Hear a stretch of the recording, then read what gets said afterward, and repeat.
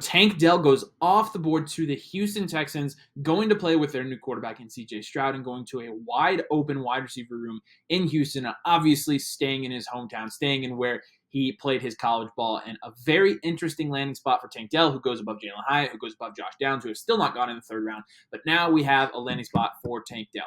Now, Tank Dell, I think the likes of that franchise guy, very high on him, and we honestly didn't see it.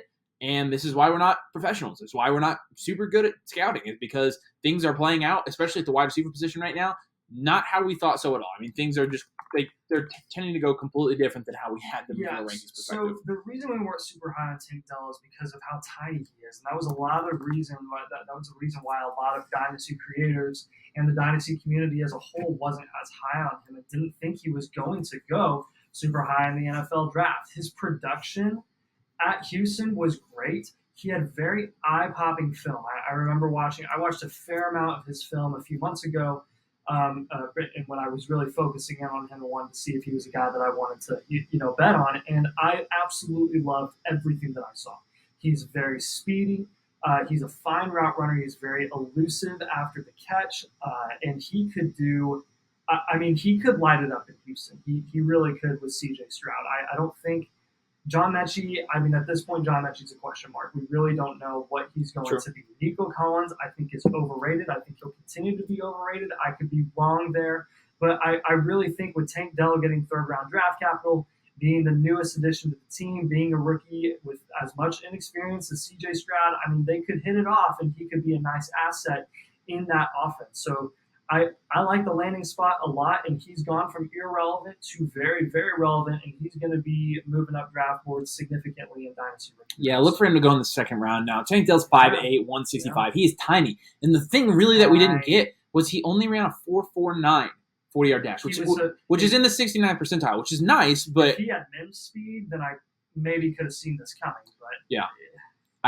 And so there were just a lot of, he was in the 6th percentile in speed score. It just doesn't make any sense. But again, you saw it at Houston. He had 1,400 yards this year on 109 receptions, 70% catch rate, and he had 17 receiving touchdowns. He was absolutely dominant in college. So now going over to the Texans, like you said, John Mechie is a question mark. Dameon Pierce is mid. And so now Tank Dell, honestly, if Tank Dell is what they think he is and he's going to live up to his hype, he could go into Houston and he could absolutely be a force this year. Nico Collins is obviously there, and we can't forget about him, but there isn't really a clear dominant wide receiver one in Houston, not even a clear dominant tight end.